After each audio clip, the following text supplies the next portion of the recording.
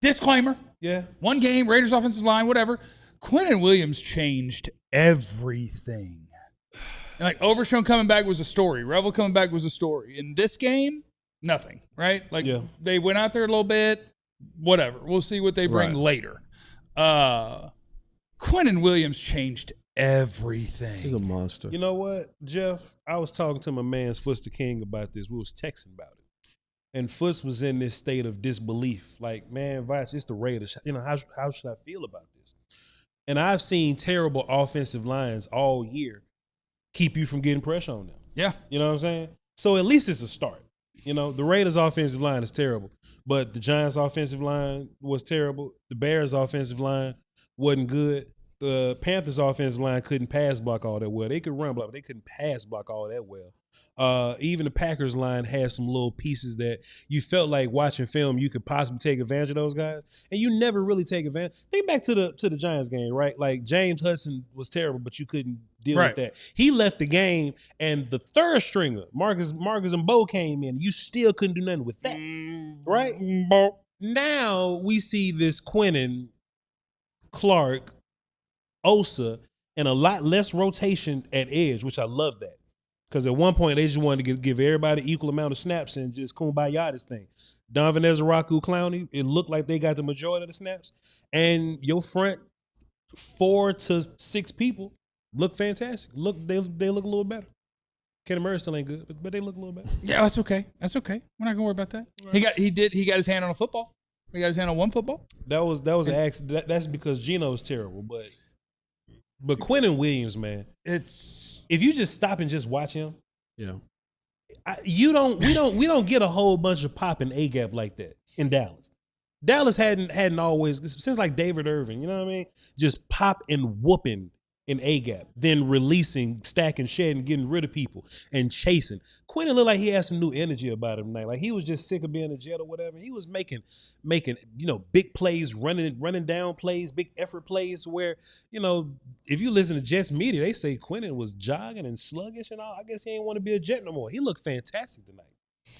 Yeah, that doesn't surprise me at all. Yeah, of course. Because you can watch Quinnen Williams play football even this year as a Jet, and it's like, oh yeah, he's really falling off, guys. And I'm like, the dude is like 27 years old, and on any given play where you watch him, you go, no, he's still as big and strong and athletic as he's ever been. Yep.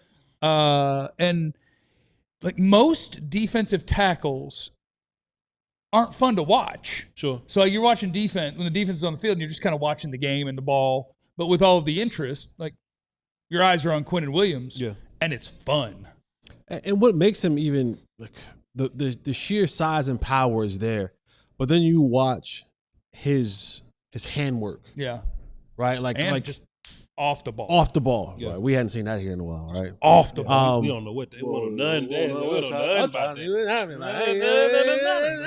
that. But when you watch him like go to work, offensive lineman, he's kind of like he's lifting those hands up and then like just pushing them jokers back. Like he was a sight to see. And him alone, we already assumed that he would make your defense better. Oh. But like you saw what it would look like. Yeah. And you even see now, you kind of even see a little bit of pep in the step in Osa and Kenny. Clark, yeah. Like they bouncing around a little bit more now because they've now had a real standard put in front of them.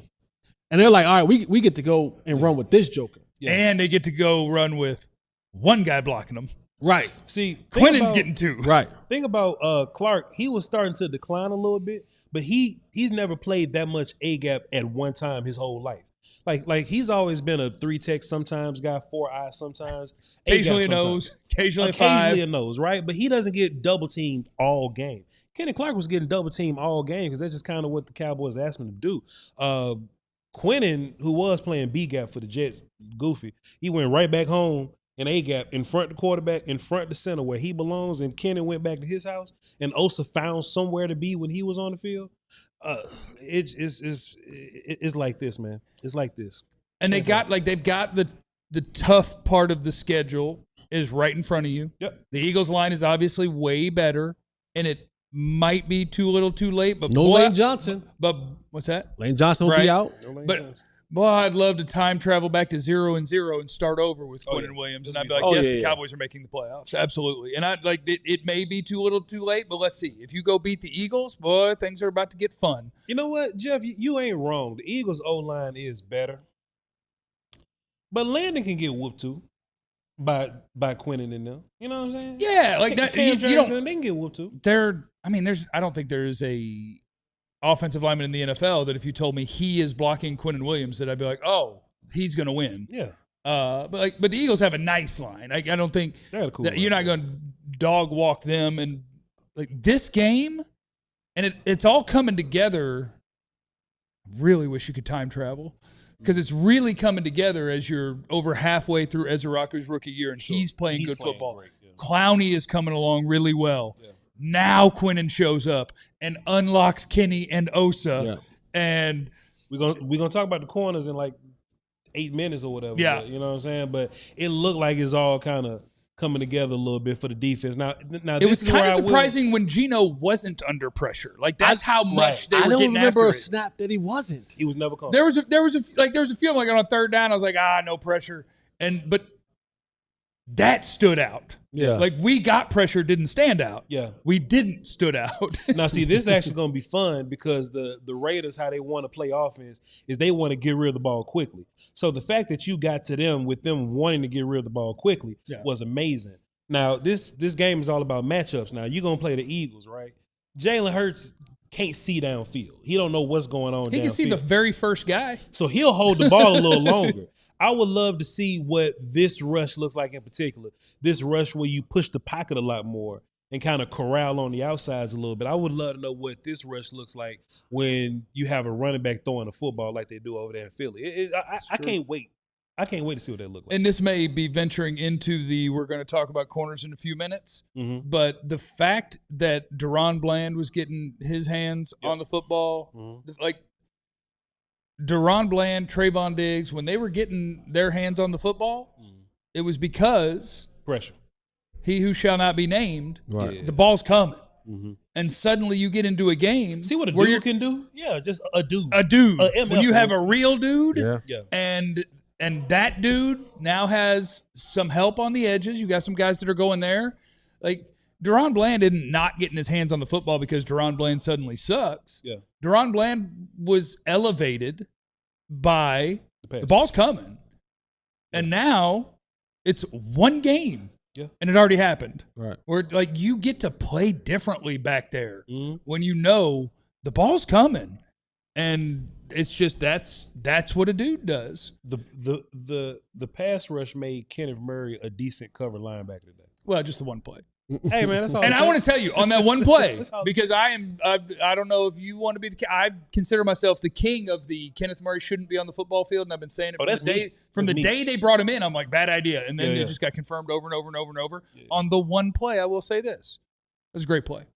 Like, he actually was dropping, and the guy goes this way, and instead of just going hey and looking at the quarterback, he looked and saw him and turned and went the right direction. And I was like, he actually made a coverage play. And so he gets his credit on that play because I kill him on all the ones where he does not. But that one, he actually had the awareness to not just stare at the quarterback and stand in a spot and get to where the ball was going. They're energized. Yeah. They're energized. Yeah. And the Raiders are a bad team, so I guess it does make sense. But I'm thinking like at 3-5-1, I could have seen them getting shredded even by a bad team. And it's just like, look, that's what we've been doing. Yeah. But I think that one guy showing up, it matters. And for him, 3-5-1 is an improvement. That's an improvement. And he's like, I'm in a better place now. And now everybody else got to keep up.